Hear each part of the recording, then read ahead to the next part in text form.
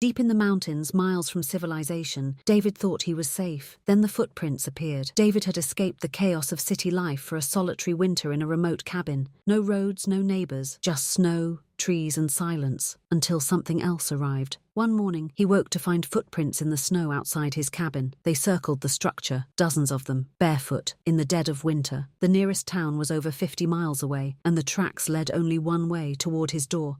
David locked every door, every window.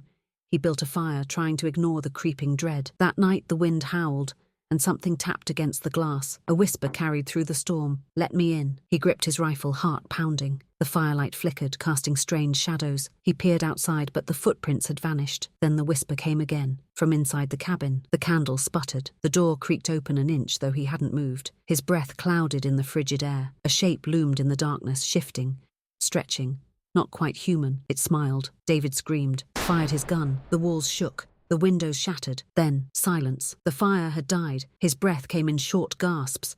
The cabin was empty, but the door was still ajar. Slowly he reached for it, hesitating. He stepped forward, peering into the dark abyss beyond. Snow swirled in the cold wind, erasing the footprints. Then he heard it again, directly behind him. "I'm already inside." A shadow passed over the dying embers in the fireplace. David turned, but there was nothing there. The next morning the footprints were back. This time there were more. They led away from the cabin, disappearing into the trees, as if something had walked back into the wilderness, or as if something had taken his place. Weeks later, the rescue team found the cabin empty, the door hanging open. No footprints, no sign of struggle, just one sentence carved into the wood above the fireplace. "Let me in." Some places are never truly empty.